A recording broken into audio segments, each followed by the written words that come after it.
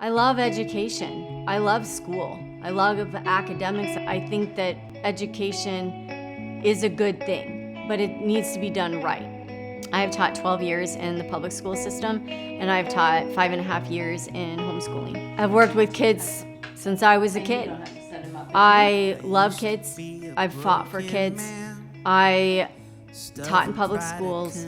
I taught overseas. I've taught in multiple states in the United States. I've been in Texas a while. I've been a Texas teacher. I am a Texas licensed teacher right now.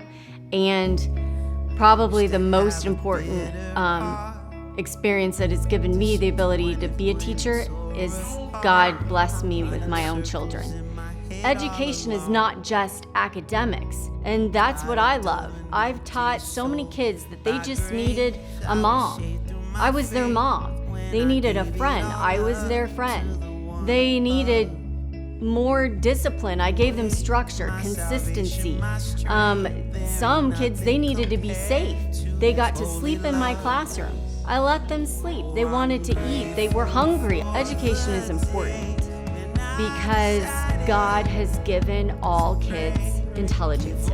And it's our jobs as educators, as mothers, as teachers, as administrators, to find those intelligences that God has given those kids.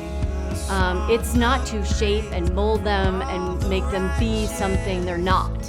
I think that education, the proper education, is going in and finding those specific talents, those intelligences that God gave them.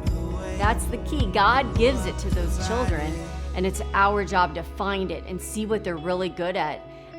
So I have such a unique, interesting perspective, which is a passion of fighting for kids, all kids, my kids and everyone else's kids, because that's what God laid on my heart at a very early age, and I believe that that's my job right now.